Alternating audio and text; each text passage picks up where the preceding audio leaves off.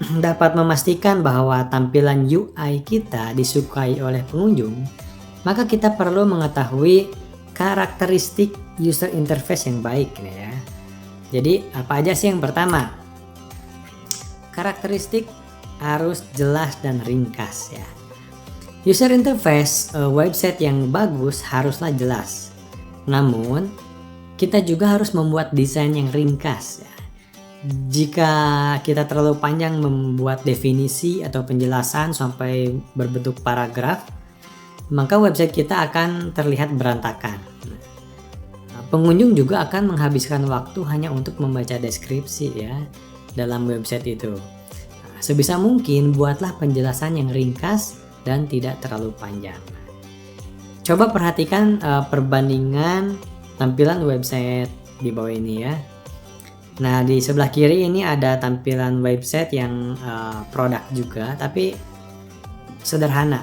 Tidak begitu menampilkan teks yang terlalu banyak, sehingga enak dipandang dan ya tidak semrawut ya. Kita bandingkan yang sebelah kanannya, itu teksnya di mana-mana, gambar produknya di mana-mana, terus kategori produknya juga bercampur, tidak sesuai dengan kategorinya. Nah, ini pasti akan ditinggalkan oleh pengunjung gitu ya. Meskipun barangnya bagus, harganya murah, nah ini mungkin tidak ada dapat kesempatan untuk pengunjung berkunjung ke sini gitu ya. Selanjutnya, desainnya harus responsif. Nah, maksudnya responsif ini adalah desain website yang responsif membuat pengunjung dapat mengakses website dari berbagai perangkat seperti PC desktop atau laptop, dari tablet dan smartphone dengan baik ya. Jika pengunjung website membuka website dari layar ponsel, maka tampilan website kita akan menyesuaikan sesuai dengan resolusi ponsel kita. Dibuka dengan tablet, tampilan website akan menyesuaikan dengan tab kita. Dibuka dengan komputer atau laptop, maka akan menyesuaikan dengan resolusinya. Itulah responsif ya. Jadi tampilan itu dapat dibuka di berbagai media gitu. Selanjutnya, karakteristiknya informasi terstruktur ya. Membuat tampilan UI dengan informasi yang terstruktur bisa dilakukan dengan memilih jenis dan warna font yang senada ya. Untuk beberapa informasi yang ditonjolkan, kita bisa menambah ukuran font ya. Bisa saja ukuran fontnya dibesarin ya, atau di bold atau dimiring gitu ya. Agar tidak tumpang tindih, kita sebaiknya tidak memasukkan banyak elemen yang tidak terlalu penting, sehingga membuat tampilan berantakan. Kita lihat lagi perbandingan gambar yang tadi ya. Terstruktur informasinya, ya dimulai dari judul yang di atas itu, lalu di teks agak kecilnya ada subjudulnya ya. Ke bawah lagi ada keterangan produknya, singkat aja ya, tidak terlalu banyak. Ke bawahnya lagi ada gambar produknya, mungkin kalau diklik gambar produknya muncul detailnya. Ke bawah lagi mungkin bisa ditambahkan kontaknya ya. Ke bawah lagi mungkin bisa ditambahkan informasi map lokasi dari tokonya gitu. Ini terstruktur informasinya. Kita bandingkan yang dengan gambar yang sebelah kanan ya. Sebelah kanan ini ya, kalau kita lihat ini di mana strukturnya gitu ya, di mana subjudulnya, di mana produknya juga tercampur aduk gitu ya, tidak terstruktur. Selanjutnya harus konsisten tentu saja.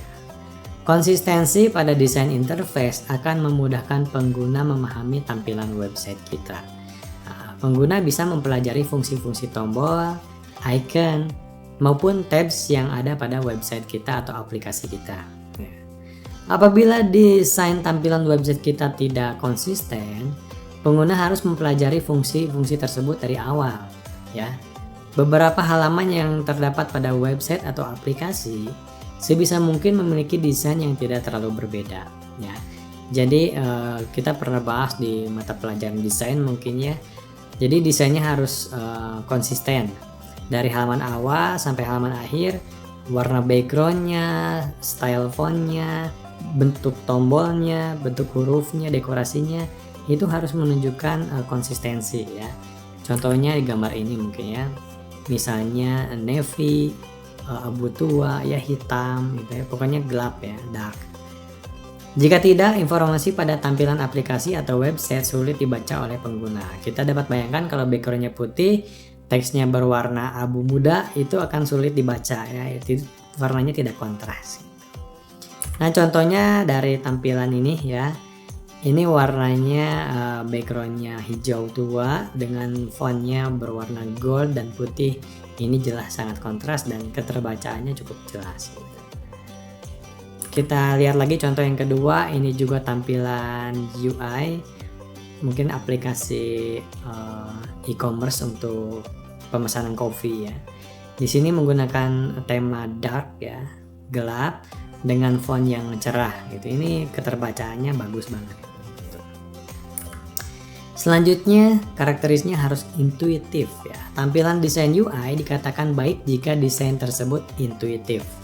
Maksudnya gimana? Ketika mereka menggunakan produk digital kita, mereka tidak perlu berpikir tentang apa yang mereka lakukan ya.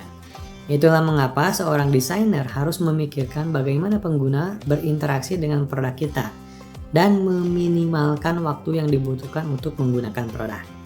Dengan begitu, pengguna bisa menggunakan produk kita tanpa perlu bertanya tentang tata cara penggunaannya gitu ya. Bikin tombol ya harus mirip seperti tombol agar klien kita, pengguna kita tahu bahwa itu tombol untuk menuju ke halaman tertentu kayak gitu contohnya. Oke, terima kasih banyak untuk materi hari ini. Mudah-mudahan teman-teman nanti dapat belajar UI yang lebih baik, dapat mempraktekannya, karena aplikasi dengan desain yang baik, e-commerce dengan desain yang baik itu akan meningkatkan penjualan produk yang teman-teman pasarkan. Terima kasih untuk hari ini. Wabillahi taufiq wal hidayah. Wassalamualaikum warahmatullahi wabarakatuh.